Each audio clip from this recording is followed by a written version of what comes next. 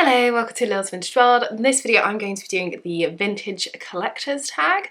I wasn't tagged by anybody, but this just looked like such a fun and interesting tag to do. I also very much am aware that I look like I've got no clothes on, but I do. I have a dress on. It's just it has no straps, but I promise you I am dressed, I am clothed. There's only 5 questions, but they all seem really interesting, so let's just go straight into it. I will leave the original video in the description box below, so you can go and check that out if you want to. First question is, what was your first vintage purchase? I've actually kind of got to do this in 2 halves really, because the very first vintage dress that I bought when I was 17, and I bought it in order to wear it for my 18th birthday party. I was having an Austin Powers themed party, which of course is, you know, very groovy. And I went to a vintage shop and I bought a dress, and I bought this 1980s dress actually, but it had these really fun floral, colourful flowers. And I bought it pretty early on, and then I changed my mind about wearing that, and in the end I went for a costume of, I won't say her surname, but her first name's Felicity. She's the character in the second film. And that's what I wore in the end to my party. So the dress that I bought, the vintage dress, I think I've actually only worn a couple of times, and I've had it well over a decade now, so whoops a buttercup. But it's still a very nice dress. It just wasn't one that I intended to kind of wear every day, so hence why I haven't worn it a lot. My very first like proper dress to properly wear and add to my vintage wardrobe is this beautiful dress that I picked up from a new vintage shop when I was about 22. I think the vintage shop isn't even there anymore, it's gone, and it has for a few years, sadly. But it's this beautiful original late 40s, early 50s handmade dress in this lovely blue with feathers on it. And I remember trying it on and just falling for it, and it was £38, and I was like, oh. My boyfriend at the time, now fiance, was like, just treat yourself. And because I didn't buy clothes that often, so I treated myself to this lovely dress, and I was very happy with it. And I have such wonderful memories with that. I've worn it so much over the years, because that's the thing about vintage, it doesn't go out of style, and I love it, and I always feel like such a little princess when I wear it. And funny enough, one of the funniest memories that I have of it, it's not funny at the time, but it's quite funny for me looking back on, was for my, I think it was my 23rd birthday, my boyfriend took me to Hever Castle to stay there for a couple of nights, and it was wonderful, and I had such a wonderful time. That was my first time going to Hever in general, and then to stay there for the first time as well was brilliant. I've since done that again, but I remember wearing that dress on my birthday, but I had tonsillitis, and I'm not one of these people that gets tonsillitis like half measure. I get it wallopy tonsillitis. Like, my voice completely went, I couldn't eat, I was really struggling to swallow. You know, when you can't talk and stuff like that on your birthday, and just generally feeling knackered because of the antibiotics. Yeah, and I remember I was wearing this lovely dress, and it was, you know, really perking me up because I was wearing this very pretty dress, even though I was so tired, because obviously my body fighting the infection, so yeah. Question number 2 is, what has been your favourite vintage purchase? Oh, this is really difficult, and again I'm going to do it in 2 halves, because I think for me, I'm such a sentimental person, and I do have a piece that has sentimentality to it, and that is my beautiful 1970s dress. So we got engaged Christmas Eve 2020, and if you remember that Christmas, it was a bit of a different one, but it was really important that everyone stayed safe, and so we were very much of the understanding that we knew we wouldn't be able to have an engagement party. However, my 30th birthday was that following summer, so we decided to make it my 30th birthday / engagement party in July of 2021. And that's what we did, and I wanted a dress that was just very me. So I wanted something that had very much a florally, feminine-y, botanically type of feel for that's who I am. But I also wanted it white to have that nod to engagement party and bridal. And I came across this beautiful 70s piece that I've worn a couple of times, and I love it so much. I think it's so beautiful, and it's very boho, and it's just very me, and I love that. So that's one of my favourite pieces because it's so sentimental to me now. The other piece that I love but has no sentimental value to it, I just love it as a vintage item, is my 1930s original handbag.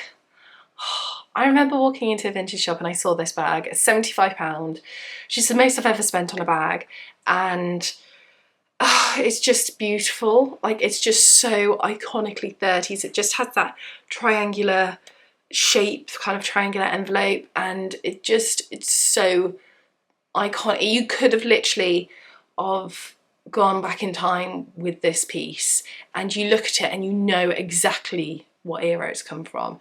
It kind of reminded me of something that I would probably watch on Poirot. I love it. So yeah, that's probably my favourite non-sentimental piece. Question 3, what has been your best bargain find? I've had some real bargains over the years. I've had some clothing bargains that I found from charity shops. I think probably a very recent bargain find was my lovely brooch that I found. Vintage, kind of early plastic brooch of this woman's figurehead. And you see these pieces, these modern adaptations of these pieces all the time, but to see an actual older version of it was brilliant. And I think I paid £8, something like that, which is such a bargain because the modern pieces go for more than that. So yeah, a real bargain, real gem. Question 4, what was your biggest vintage collecting failure? Okay, so I have definitely given this question a lot of thought when I thought I was going to do this tag, and I was like, what is it? And then it kind of came to me when I was flicking through my wardrobe of how little I've worn certain pieces.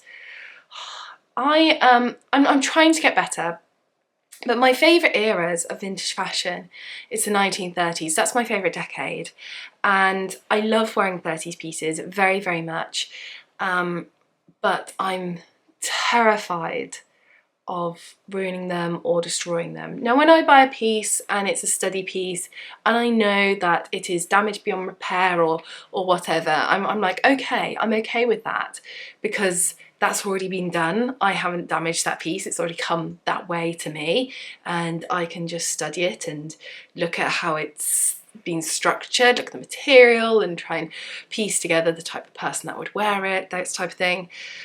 But to have a wonderful piece and then for me to damage it, no thank you. I'm so scared for that to happen, and I mean, they're delicate enough as it is. So I have some beautiful pieces and I very rarely wear them.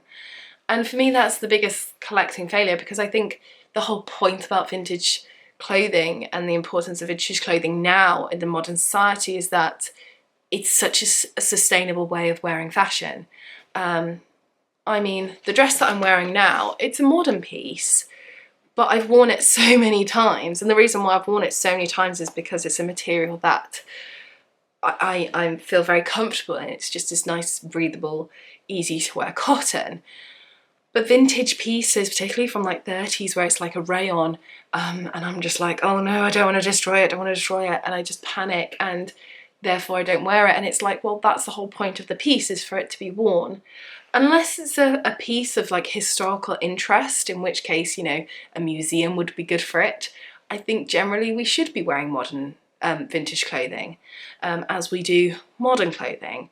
And yeah, therefore I do think it's quite a shame that I have been like this in the past.